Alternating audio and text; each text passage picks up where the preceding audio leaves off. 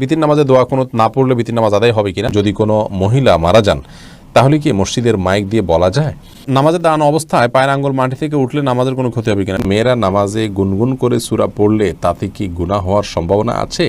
আউয়াল ওয়াক্তে নামাজ পড়া উত্তম নাকি একটু দেরি হলেও জামাতের সাথে নামাজ পড়া উত্তম? 4 রাকাত সুন্নাত নামাজের তৃতীয় রাকাত ও চতুর্থ রাকাতে সূরা ফাতিহার পর অন্য সূরা বা আয়াত পড়তে হবে। পুরুষ ডাক্তারের মাধ্যমে সিজার করানোর বিধান জানিয়ে বাধিত করবে। মাথা মাসে করা এবং পুনরায় পেছন থেকে হাত দিয়ে নিয়ে আসা সুন্নাহ, আর ইচ্ছা করে সুন্নাহ ত্যাগ করা মাকরুহ। এখন মেয়েদেরও কি সম্পূর্ণ মাথা মাসা করতে হবে? মাথায় খোপা থাকলে তো সমস্যা হয়। সালাতে প্রতিবার সূরা ফাতিহা পড়ার সময় কি আউযু বিল্লাহি মিনাশ শাইতানির রাজিম পড়তে হবে? মনের মধ্যে অহংকার ও হিংসা চলে এলে কোন দোয়া পড়তে পারি? সেজদার আয়াত তেলাওয়াত কেউ শুনলে কি তার সেজদা দিতে হবে? মোবাইলে কোরআন পড়ে খতম দেয়া যাবে কিনা? আমার সব সময় সাদা স্রাব যায় এবং নামাজের সময় দেখতে পাই, এতে করণীয় কি? মোবাইলে বা রেডিওতে কোরআন তেলাওয়াত শুনলে নাকি কোরআন সওয়াব হবে না? কেউ যদি ঘর থেকে বের হয়ে কোথাও রওনা হয় তাকে পিছু ডাকলে কি ক্ষতি হয়? প্রিয় দর্শক, এবার চলে যাচ্ছে আমরা প্রশ্নোত্তরে। এরপরে রাইফা খাতুন আপনি জানতে চেয়েছেন, সালাতে ভুল করে সূরা ফাতিহার পর তাশাহুদ পড়লে কি সাজদা দিতে হবে? সর্বনিম্ন কত লাইন পড়লে সাজদা দিতে হয়? আপনি যদি তাশাহুদ পড়ে ফেলেন, আত্তাহিয়াতুল্লাহি ওয়াস সালাওয়াতু ওয়াত তাইয়্যিবাত এরকম কিছু অংশ পড়ে ফেলেন, তাহলে আপনাকে অবশ্যই সিজদা সহু দিতে হবে। কারণ তাশাহুদ এটা বৈঠকে পড়ার জিনিস, আপনি দাঁড়িয়ে পড়েছেন, সন্দেহাতীতভাবে এটি ভুল, যার কারণে আপনাকে সিজদা সহু দিতে হবে। সাইয়েদ তাইয়িফুর রহমান তাসিন আপনি জানতে চেয়েছেন, মোবাইলে কোরআন পড়ে খতম দেয়া যাবে কি না? যাবে, কোনো অসুবিধা নেই। কোরআন আপনি কিসে পড়বেন সেটি একান্ত আপনার বিষয়। রাসূল আকরাম সাল্লাল্লাহু আলাইহি ওয়াসাল্লামের যুগে আমরা আজকে যে কোরআন পড়ছি কাগজের কোরআন, এটা তার যুগে ছিল না। তার যুগে হয়তো পাথরে বা কোনো চাড়াতে বা অন্য কোনো জায়গায় কোরআন লেখা ছিল, সেখান থেকে তিনি পড়তেন। অতএব আমরা আমাদের জায়গা থেকে কোরআন তেলাওয়াত করাটা, আমরা কাগজ থেকে যেমন তেলাওয়াত করতে পারি, কোনো ওয়াল থেকে তেলাওয়াত করতে পারি, কোনো স্ক্রিন থেকে তেলাওয়াত করতে পারি, কোরআন তেলাওয়াত করাটা হলো মুখ্য। কোথেকে তেলাওয়াত করছেন এটি কোনো গুরুত্বপূর্ণ বিষয় নয়। মোবাইল থেকে কোরআন তেলাওয়াত করে খতম দিলেও আপনি সওয়াব পাবেন ইনশাআল্লাহ।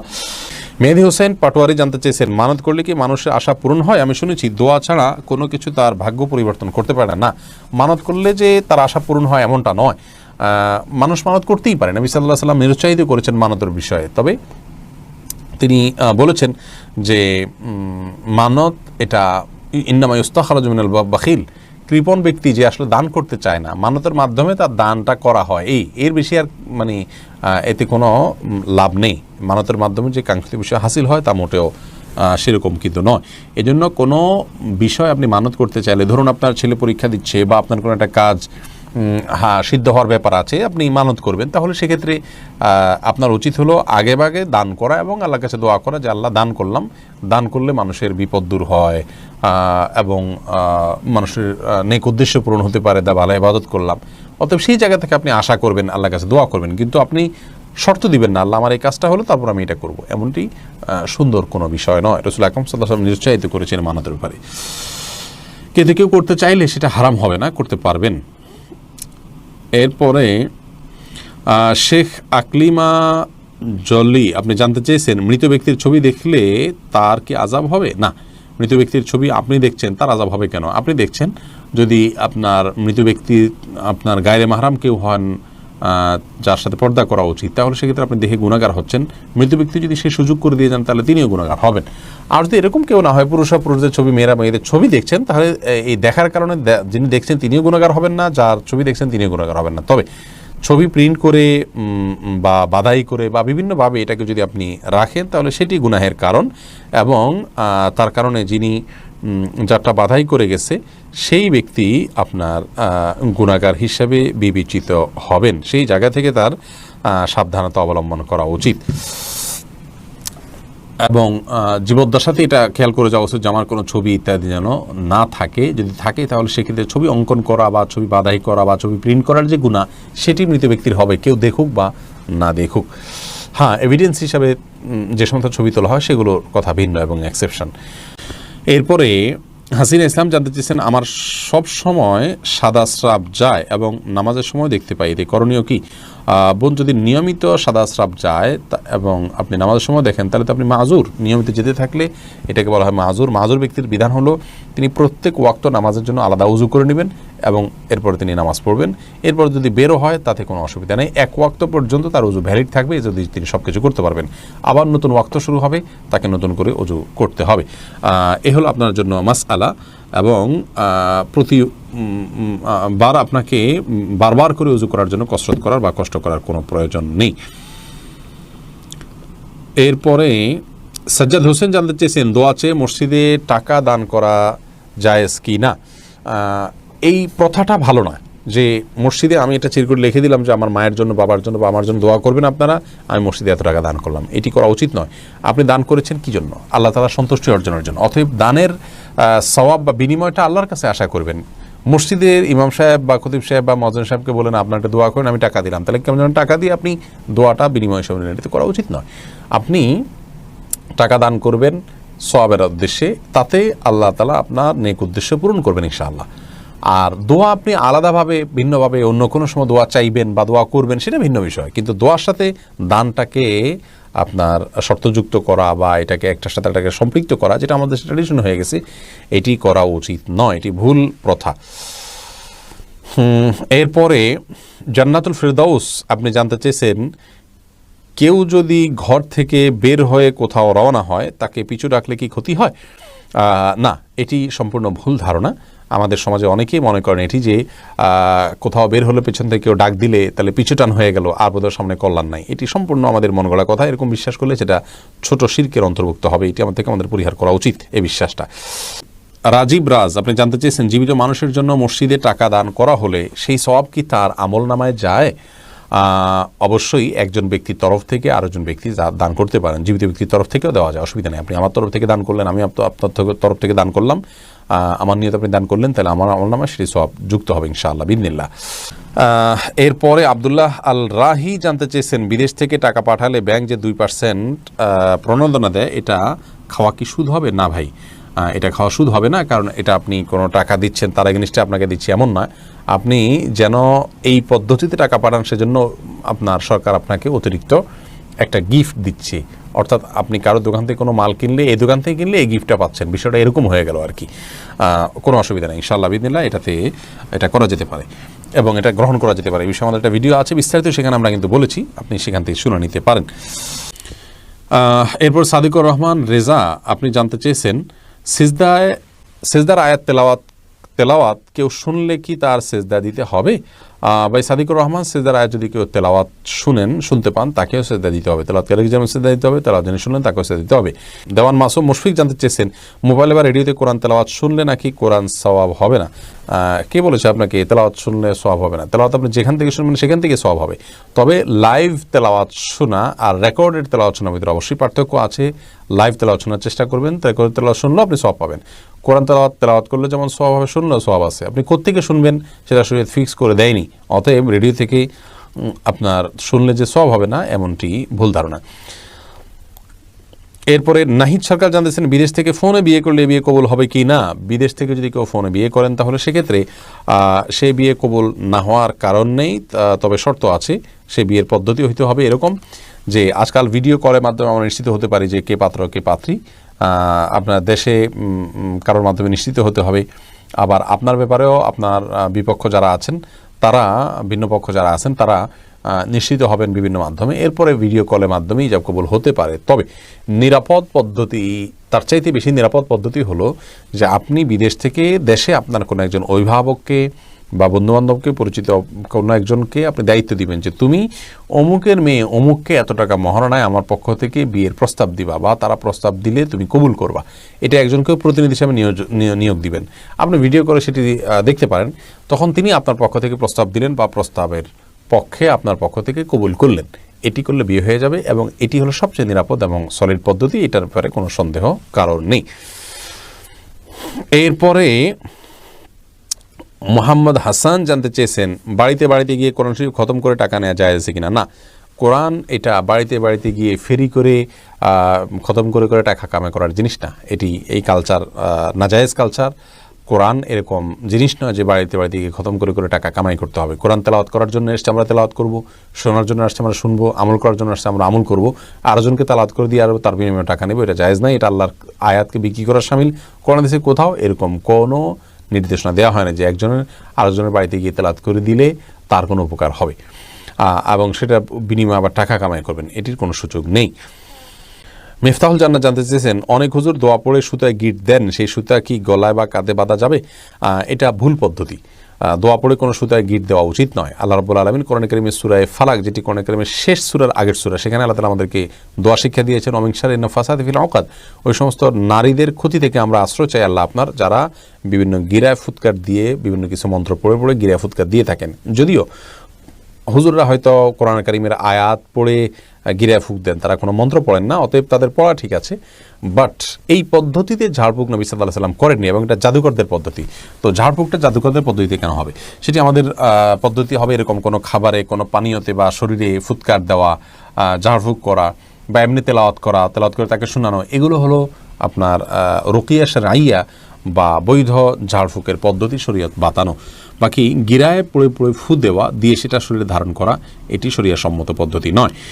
ফয়েজ হাবিব জানতে চেয়েছেন, পুরুষ ডাক্তারের মাধ্যমে সিজার করানোর বিধান জানিয়ে বাধিত করবেন। যদি নারী ডাক্তার না থাকেন, আপনার বিপরীত কোনো কিছু না থাকে, তাহলে বিকল্প না থাকলে যান বাঁচানোর জন্য অবশ্যই জায়েজ আছে, কিন্তু বিকল্প থাকলে সেটি গ্রহণ করা উচিত। আমাদের দেশে এবং পৃথিবীর অনেক মুসলিম দেশে, অমুসলিম দেশে তো আসি, অনেক মুসলিম দেশেই আজকাল গাইনি ডাক্তার হিসেবে পুরুষরা ডাক্তারি করছেন। এটি খুবই আপত্তিকর, খুবই অগ্রহণযোগ্য এবং এটি কোনো অবস্থাতে আমাদের করা উচিত নয়। আমাদের এই কালচার থেকে বের হয়ে আসা উচিত। আল্লাহ তাআলা আমাদেরকে হেফাজত করুন এবং আমরা যেন সুস্থ কালচারের দিকে ফিরে যেতে পারি। আপনার আমার মা বোনের ব্যক্তিত্বের সাথে এটি যায় না যে একজন পুরুষ ডাক্তার তার সিজার করবেন বা তার গর্ভখালাসের ক্ষেত্রে ডাক্তার হিসেবে ভূমিকা রাখবেন। এরপরে সাইফুল ইসলাম জানাচ্ছেন, নামাজের দাঁড়ানো অবস্থায় পায়ের আঙ্গুল মাটি থেকে উঠলে নামাজের কোনো ক্ষতি হবে কিনা? সামান্য সময় জন্য উঠলে কোনো অসুবিধা নেই, উঠলো আবার নামায় ফেললেন, কিন্তু পুরো সিজদা জুড়ে যদি একবারও মাটি টাচ না করে তাহলে নামাজ হবে না। কারণ নবী সাল্লাল্লাহু আলাইহি ওয়াসাল্লাম বলেছেন, উমিরতু আন আসজুদা আলা সাবআতি আযম। হাদিসে আসছে যে তিনি বলেছেন, আমাকে 7টি অঙ্গের উপরে সিজদা করতে নির্দেশ করা হয়েছে, তার ভিতরে পায়ের আঙ্গুল, এগুলোকে মাটিতে রাখতে হবে, এর উপরে ভর করে সিজদা করতে হবে। উঠে গেল আবার সাথে সাথে নামায় ফেললেন, সেটি ভিন্ন কথা, কিন্তু মানে পুরো সিজদা যদি উঠে থাকে তাহলে নামাজ হবে না। মেফতাহুল জান্নাত আপনি জানতেছেন, ঋণ রেখে দান করলে কি দানের সওয়াব পাওয়া যাবে? ঋণ যদি আপনার সিস্টেমিক্যাল ঋণ হয়, যেটা প্রক্রিয়ার অধীন আছে, আপনি পরিশোধ করছেন মাসে মাসে বা করবেন, ব্যবস্থা আছে, এর মধ্যে দান করতে অসুবিধা নেই। কিন্তু ঋণ আছে কারোর কাছে, যিনি প্রাপক, তার পক্ষ থেকে তাগাদা আছে, আপনি দিচ্ছেনও না, তাকে টালবাহানা করছেন, ঘোরাচ্ছেন, অথচ এদিকে দান করছেন, এই দান জায়েজ নয়। সাদিকুল ইসলাম তৌফিক জানতে চেয়েছেন, আমার কাছে একজন মানুষ টাকা পায় কিন্তু কত টাকা পায় জানি না, যে টাকা পায় সেও যায় না, কি করব? তাহলে দুজনে একত্র হবেন এবং আনুমানিক একটা ফিগারের উপরে দুজন একমত হবেন, সেটি তাকে পরিশোধ করবেন এবং তাকে বলবেন, যদি এর অতিরিক্ত হয়ে থাকে তুমি মাফ করে দিবা, আর যদি এর কম হয়ে থাকে তাহলে আমার অতিরিক্ত যেটা গেলো সেটা আমি মাফ করে দিলাম। এর মাধ্যমে আপনি ইনশাআল্লাহ মুক্তি লাভ করতে পারেন। এক ক্ষণিকের জীবন এর দিকে জানতেছেন, সিমে ইমার্জেন্সি টাকা আনার পর সিম নষ্ট হয়ে গেলে তার হুকুম কি? আপনি ইমার্জেন্সি ব্যালেন্স নিয়েছেন, পরিশোধ করতে পারেনি, কোম্পানিকে যে কোনোভাবে আপনি ব্যালেন্স মানে তার কাছে টাকা নিলেন, কথার কথা, কিন্তু সেটা ইউজ করলেন না, এর মাধ্যমে বা যে কোনোভাবে কোম্পানির ওখানে টাকাটা আপনি প্রবেশ করে দিলে ইনশাআল্লাহ আপনি দায়মুক্ত হবেন। ফাতেমা তোমা আপনি জানতে চেয়েছেন, আমার উপার্জন আর যদি কোনোভাবে সেখানে ঢোকানোর কোনো সুযোগ না থাকে, তাহলে ওই পরিমাণ টাকা আপনি নিজের দানের সওয়াব না করে কোম্পানির পক্ষ থেকে দানের সওয়াব আদায় করে নিয়ত করে দিয়ে দিবেন। ফাতেমা তোমা জানতে চেয়েছেন, আমার উপার্জন আছে বলে আমার স্বামী আমার কোনো দায়িত্ব বা হক আদায় করেন না, কিন্তু আমার থেকে বাসা ভাড়া সহ অন্যান্য খরচ নেন, আমি আমার যাবতীয় খরচ চালাই, আমি এখন খরচ না দিলে কি গুনাহগার হব? বোন ফাতেমা, আপনি খরচ দিতে বাধ্য নন, আপনার স্বামী আপনার খরচ দিতে বাধ্য। তবে সেই সাথে আপনার স্বামী যদি আপনাকে বাইরে কাজের পারমিশন না দেন, সে অধিকার কিন্তু তার আছে, আপনি যদি তার কাছ থেকে অধিকার আদায় করে নিতে পারেন সেটা আপনার ব্যাপার, কিন্তু আপনি আপনার নিজের খরচ বহন করতে বাধ্য নন। সাদিকুর রহমান রেজা জানাচ্ছেন, তেলাওয়াতে সিজদার সময় কি সালাতে যে তাসবিহ পড়ি তাই বলতে হবে নাকি অন্য কোনো দোয়া? অন্য কোনো দোয়া নাই, ওইটাই পড়বেন। স্বপ্নিল জামিল জানতে চেয়েছেন, সালাতে প্রতিবার সূরা ফাতিহা পড়ার সময় কি আউযুবিল্লাহি মিনাশ শাইতানির রাজিম পড়তে হবে? সূরা ফাতিহার শুরুতে আউযুবিল্লাহ এবং বিসমিল্লাহ পড়া সুন্নাত, তবে অন্য সূরার শুরুতে বিসমিল্লাহ না বলে শুধু আউযুবিল্লাহ পড়াটা হলো সুন্নাত। এরপরে মীর হোসেন জানতেছেন, ইসলামে নামাজ কাজা নামাজের বৈধতা আছে কি না? থাকলে কাজা নামাজের নিয়ত কিভাবে হবে? বিশেষ কোনো নিয়ত নাই ভাই, আপনি নামাজ কাজা হয়েছে সেটি আদায় করছেন, বাস এটুকুই যথেষ্ট। কোন ওয়াক্ত আদায় করছেন, কোন ওয়াক্তের কাজ আদায় করছেন, শুধুমাত্র সেটি আপনার মাথায় থাকলে চলবে ইনশাআল্লাহ। এবং যেগুলো ছুটে যায় সেগুলো আদায় করতে হবে। বাবু কাজাইল ফাওয়ায়েদ নামে সমস্ত উলামায়ে কেরামি কম বেশ তাদের ফিকহের কিতাবগুলোতে বাব রচনা, অধ্যায় রচনা করেছেন, অর্থাৎ ছুটে যাওয়া নামাজ কীভাবে পড়বেন তার পদ্ধতি, অতএব এটির বিধান আছে। এর পাশাপাশি এমডি আলমগীর হোসেন জানতে চেয়েছেন, আউয়াল ওয়াক্তে নামাজ পড়া উত্তম নাকি একটু দেরি হলেও জামাতের সাথে নামাজ পড়া উত্তম? আউয়াল ওয়াক্তে নামাজ পড়া এটা সওয়াবের কাজ। বিভিন্ন হাদিসে আসছে নবী সাল্লাল্লাহু আলাইহি ওয়াসাল্লাম বলেছেন, আফদালুল আমাল সম্পর্কে, সর্বোত্তম আমল সম্পর্কে তিনি বলেছেন, as-সালাতু লি-আউয়ালি ওয়াক্তিহা, যে কোনো ওয়াক্তের সালাত আউয়াল ওয়াক্তে পড়া এটা হলো সবচেয়ে উত্তম আমলের মধ্য থেকে অন্যতম। সেজন্য আউয়াল ওয়াক্তে সালাত পড়ার ব্যাপারে আমাদের আন্তরিকতা থাকা উচিত, আমাদের আগ্রহ থাকা উচিত, আমাদের প্রচেষ্টা থাকা উচিত। কিন্তু মনে রাখা উচিত যে জামাতে সালাত আদায় এটা আউয়াল ওয়াক্তে সালাতের চাইতে অনেক বেশি গুরুত্বপূর্ণ। অতএব আমরা যদি কেউ মনে করি যে না আউয়াল ওয়াক্তে আমরা সালাত আদায় করতে গিয়ে যদি জামাত তরক করব, তাহলে সেটি ভুল হবে। কারণ আসলে জামাতের গুরুত্ব তত বেশি নাই যত বেশি রয়েছে আউয়াল ওয়াক্তে সালাতের গুরুত্ব তত বেশি শরীয়তে নাই যত বেশি রয়েছে জামাতের সালাতের গুরুত্ব। এই জন্য যদি আমাদের দুইটার যে কোনো একটা রাখতে হয়, হ্যাঁ আউয়াল ওয়াক্ত নইলে জামাতের সালাত, তাহলে আমরা জামাতের সালাতকে প্রায়োরিটি দিব আউয়াল ওয়াক্তের উপরে, কারণ জামাতের সালাতের গুরুত্ব আউয়াল ওয়াক্তের চাইতে বহু গুণ বেশি। এরপরে প্রশ্ন করেছেন ইবতেসাম ইবনে এনান, আপনি জানতে চেয়েছেন ইকামতের সময় আশহাদু আন্না মুহাম্মাদুর রাসূলুল্লাহ বলার পর সবাই নামাজের জন্য দাঁড়ায়, তাদের বিশ্বাস এটা বললে নবীজি হাজির হন, এ ব্যাপারে জানাবেন। এরূপ বিশ্বাস করে তাদের পিছনে নামাজ আদায় করা যাবে কিনা? যদি কেউ মনে করেন যে আশহাদু আন্না মুহাম্মাদুর রাসূলুল্লাহ বলে নবী করিম সাল্লাল্লাহু আলাইহি ওয়াসাল্লাম উপস্থিত হয়ে যান, সন্দেহাতীতভাবে এটি একটি ভুল বিশ্বাস, এটি একটি কুসংস্কার। এ ধরনের বিশ্বাস পোষণ করা থেকে আমাদের সরে আসা উচিত। নবী সাল্লাল্লাহু আলাইহি ওয়াসাল্লাম সব জায়গায় উপস্থিত হয়ে যান এবং আশহাদু আন্না মুহাম্মাদুর রাসূলুল্লাহ বললে তিনি উপস্থিত হয়ে যান, এরকম কোনো কথা কোরআন হাদিসে কোথাও বলা হয়নি। আল্লাহ রাব্বুল আলামিন তার নবীকে ওফাত দিয়েছেন, মওত দিয়েছেন, তিনি দুনিয়া থেকে চলে গেছেন। যদিও মৃত্যুর পর আল্লাহ রাব্বুল আলামিন তাকে বিশেষ হায়াত দিয়েছেন, যেটা অন্যান্য নবীদেরকে দিয়েছেন, ব্যাপারে বর্ণনা রয়েছে।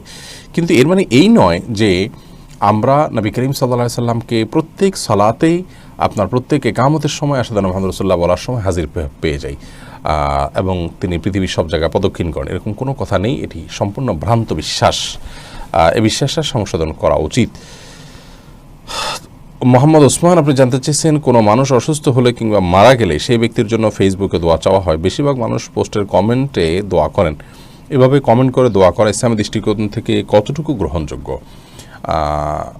কোনো ব্যক্তি অসুস্থ হলে কিংবা মারা গেলে বা বিপদে পড়লে তার জন্য অন্যান্য মুসলিমরা দোয়া করা তাদের উচিত এবং কর্তব্য। কিন্তু দোয়া করতে গিয়ে যদি কেউ মনে করেন যে আপনার শুধুমাত্র হাত তুলে মুখেই দোয়া করতে হবে, তাহলে সেটি কিন্তু ভুল ধারণা। অতএব কেউ যদি লিখে দোয়া করেন সেটিও হতে পারে। আসল দোয়া হয় অন্তর থেকে, সেটি প্রকাশ আমাদের লেখার মাধ্যমে হতে পারে, সেটির প্রকাশ আমাদের মুখের মাধ্যমে হতে পারে। আমি যদি লিখি তাহলে তার মাধ্যম হতে পারে। আল্লাহ তাআলা একজনকে বাকশক্তি দেননি, তিনি কিন্তু মনে মনেই দোয়া করেন। অতএব আসল দোয়া হলো মনের দোয়া। বিভিন্ন হাদিস থেকে বোঝা যায় যে গাফিল অন্তরের দোয়া আল্লাহ তাআলা কবুল করেন না। তার মানে কেউ লিখছেন বা মুখে বলছেন কিন্তু তার মনে অন্য কিছু। আজকাল দেখা যায় যে আমাদের দোয়াগুলো ট্র্যাডিশনাল দোয়া হয়ে গেছে। ৫ ওয়াক্ত সালাতের পরে যে সম্মিলিত দোয়ার প্রথা আমাদের দেশে প্রচলিত আছে, আপনারা খেয়াল করবেন যে দোয়াগুলোতে জাস্ট একটা গতানুগতিক দোয়া হয়ে থাকে। দুই হাত তুলে ইমাম সাহেব গদবাদা কিছু বলেন, জাস্ট বলা দরকার বলেন, এরকম একটা অবস্থা কিন্তু বিরাজ করছে। যারা একটু গভীরভাবে বিষয়টিকে পর্যবেক্ষণ করছেন অবশ্যই তারা লক্ষ্য করবেন। তো এটা আসলে দোয়া না, এটা জাস্ট দোয়ার একটা ট্র্যাডিশন বলতে পারেন। ঠিক তেমনিভাবে ফেসবুকে কেউ অসুস্থ হলে, কেউ মারা গেলে আমরা যখন দোয়া চাই, সেই দোয়াতে আপনি লিখলেন, কমেন্টে অনেক কিছু লিখলেন, কিন্তু আসলে আপনার অন্তরে আল্লাহর প্রতি মনোসংযোগ করে আল্লাহর সাথে কানেক্টেড হয়ে ওই ব্যক্তির জন্য কিছু চাওয়া, যেটা দোয়ার মূল বিষয়, সেটি আপনার ভেতরে একেবারেই নেই। তাহলে এটা আসলে দোয়া না, এটা দোয়ার একটা বাহ্যিক রূপ মাত্র। সেজন্য ফেসবুকে লিখে দোয়া করা যেতে পারে, কোনো অসুবিধা নেই, কিন্তু তার অন্তরে আল্লাহর কাছে চাওয়া, আল্লাহর কাছে দোয়া পেশ করার যে বিষয়টি আছে সেটি থাকতে হবে। অর্থাৎ অন্তর থেকে দোয়া করতে হবে, পাশাপাশি তিনি ফেসবুকে লিখবেন। মোহাম্মদ জালাল আবেদিন জানতে চেয়েছেন মনের মধ্যে অহংকার ও হিংসা চলে এলে কোন দোয়া পড়তে পারি? কারোর প্রতি যদি হিংসা আসে তাহলে তার জন্য আল্লাহর কাছে দোয়া করবেন, তাকে বেশি সালাম দিবেন, তার কল্যাণের জন্য আরও বেশি দোয়া করবেন এবং হিংসা থেকে বেঁচে থাকার উপায় সম্পর্কে আমাদের একটা ভিডিও ক্লিপ আছে, শুনে নিতে পারেন। অহংকার হলে একটি দোয়া বিভিন্ন হাদিসে বর্ণিত হয়েছে, আল্লাহুম্মা ওয়াজআলনি ফি আইনি সগীরা ওয়া ফি আয়ুনিন নাসি কাবীরা, যার অর্থ হলো আল্লাহ আমাকে নিজের চোখে আপনি ছোট করে দিন, অন্যদের চোখে বড় করে দিন। যদি এই হাদিসটিকে মুহাদ্দিসিন ইকরাম দুর্বল বলেছেন, দায়ীফ বলেছেন, তথাপি এটি একান্ত আমলের বিষয়, করা যেতে পারে আমল।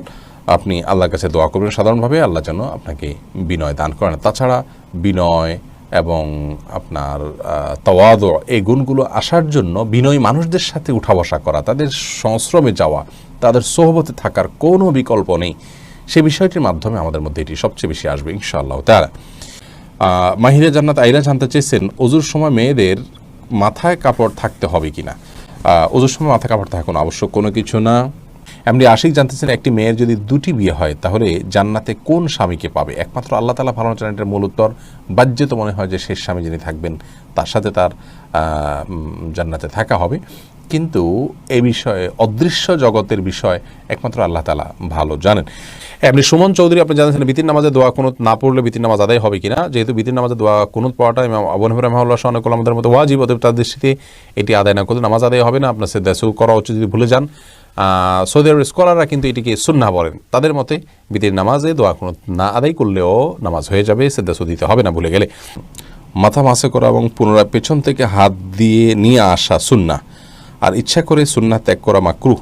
এখন মেয়েদেরও কি সম্পূর্ণ মাথা মাসা করতে হবে? মাথায় খোপা থাকলে তো সমস্যা হয়। এটা প্রশ্ন করেছেন কাজী মায়া। দেখুন, মাথা মাসের জন্য ভেজা হাতকে এইভাবে দিয়ে পেছনের দিকে টানবেন, এইটুকু ব্যবহার হবে আর একটুকু অবহেলিত থাকবে, কারণ এভাবে আপনি টানবেন। আসার সময় আবার এই অংশ দিয়ে আপনি এভাবে টানবেন, তাহলে বাকিটুকু ব্যবহার হয়ে যাবে। এভাবে করাটা সুন্নাহ। অতএব এটি নারী পুরুষ সকলের জন্যই প্রযোজ্য, যে সবাই এভাবে প্রথমে পেছনের দিকে নিয়ে এরপর সামনের দিকে টেনে আপনি মাসাহ করবেন। এরপরে সাজেদুল হক রিয়াজ জানতে চেয়েছেন, তাকবীরে তাহরিমা বাঁধার পর নামাজে মনের মধ্যে শুধু বাজে চিন্তা আসে, সেক্ষেত্রে করণীয় কি? দেখুন, তাকবীরে তাহরিমা বাঁধার পর শয়তান তার ডিউটি শুরু করে দেয়, এই জন্য আপনার মনের ভিতরে বাজে চিন্তা আসে। অন্য সময় তো বাজে চিন্তা এত বেশি আসে না, এই সময় যত বেশি আসে এটি প্রমাণ বহন করে যে আপনি আল্লাহর নৈকট্য অর্জন করতে যাচ্ছেন, এবং আল্লাহর নৈকট্য অর্জন করার কারণে আপনাকে শয়তান দখলে নেওয়ার চেষ্টা করে এবং শয়তান আপনাকে বিভ্রান্ত করার চেষ্টা করে। এই জন্য সেখান থেকে বেঁচে থাকার জন্য আপনার আপ্রাণ চেষ্টা থাকতে হবে। আল্লাহ তাআলা তৌফিক দান করুন। মোবাইলে কোরআন অ্যাপ থাকলে ওযু ছাড়া মোবাইল ধরলে কি গুনাহ হবে? নূর AR লুবনা এই আইডি থেকে আপনি জানতে চেয়েছেন। জি, আপনার প্রশ্ন উত্তর হলো যে মোবাইল অ্যাপসে কোরআন থাকলে ওযু ছাড়া সেটি স্পর্শ করা যাবে, কারণ এটি সরাসরি কোরআন স্পর্শ করা হয় না এর মাধ্যমে। 4 রাকাত সুন্নাত নামাজের তৃতীয় রাকাত ও চতুর্থ রাকাতে সূরা ফাতিহার পর অন্য সূরা বা আয়াত পড়তে হবে। 4 রাকাত বিশিষ্ট সালাতে যদি ফরজ হয় তাহলে তার শেষের 2 রাকাতে পড়ার কোনো প্রশ্নই নেই, আর যদি নফল হয় তাহলে সেক্ষেত্রে শেষের রাকাতগুলোতে সূরা মিলাবেন। মিরাজ মালিক আপনি জানতে চেয়েছেন, স্ত্রীকে বলা সত্ত্বেও বারবার গীবতে লিপ্ত হয়, করণীয় কি? করণীয় একই, তাকে বোঝাবেন, আলটিমেটাম দিবেন, প্রয়োজনে সে গীবত করলে শুনবেন না, সরে যাবেন, এবং তাকে যতটুকু সম্ভব আপনার অভিমানের মাধ্যমে অন্যায় কাজ থেকে বিরত রাখার চেষ্টা করবেন, এবং এর পাশাপাশি নসিহা, সুন্দর আচরণ, দোয়া আল্লাহর কাছে এগুলোকে অব্যাহত রাখবেন। গীবতের ভয়াবহতা সম্পর্কে তাকে বোঝাবেন, আলোচনা শোনাবেন, আর্টিকেল পড়াবেন, এবং নেককারদের সাথে তার সান্নিধ্য যেন হয় সে বিষয়টি খেয়াল করবেন। এমনি সোহাগ ভূঁইয়া জানতে চেয়েছেন, যদি কোনো মহিলা মারা যান তাহলে কি মসজিদের মাইক দিয়ে বলা যায়? মহিলা হোক আর পুরুষ হোক, মসজিদের মাইকে কারো মৃত্যুর ঘোষণা দেওয়া উচিত নয়, কারণ মসজিদের মাইক দান করা হয়ে থাকে আজানের জন্য, সুতরাং সেই কাজটা করা উচিত। কেউ মারা গেছেন বা কেউ জন্মগ্রহণ করছে, একান্ত জাগতিক একটি বিষয়, এটা ঘোষণা দেওয়ার কিছু নেই। তবে হ্যাঁ, জানাজার সালাত হবে, কোথায় হবে, কী হবে, একটা ইবাদত, সেটি মানুষ কীভাবে সম্পাদন করতে পারে এই বিষয়ে যদি কেউ জানান দেন সেটি ভিন্ন কথা। হোসাইন ইয়াডি থেকে জানতেছেন, কোরআনে 3-4 আলিফ টান না দিলে কি গুনাহ হবে? না, 3 আলিফ 4 আলিফ যেগুলো আছে সেগুলোকে 3 আলিফ 4 আলিফ টানতে হবে, এমন কোনো আবশ্যক নয়। তবে যেগুলো 1 আলিফ টান সেগুলোকে 1 আলিফ টান না দিলেও অনেক সময় মিনিমাম একালিপ টান না দিলে সেটা বা একালিপ টানের কাছাকাছি একটু টান না দিলে সেটি অর্থ পরিবর্তন হয়ে যেতে পারে। সেজন্য ওইটি ভিন্ন বিষয়, কিন্তু 3 আলিফ 4 আলিফের ভিতরে হুবহু 3 আলিফ 4 আলিফ টান দিতেই হবে, না দিলে গুনাহ হয়ে যাবে, ব্যাপারটি সেরকম নয়। তবে সাধ্য অনুযায়ী চেষ্টা আমাদের থাকা উচিত কোরআনকে তারতিলের সাথে তাজউইদের সাথে তেলাওয়াত করা। আল্লাহ বলেছেন আরতিল কোরআন তারতিলা। এরপরে তানিশা ইসলাম মিম জানতে চেয়েছেন, মেয়েরা নামাজে গুনগুন করে সূরা পড়লে তাতে কি গুনাহ হওয়ার সম্ভাবনা আছে?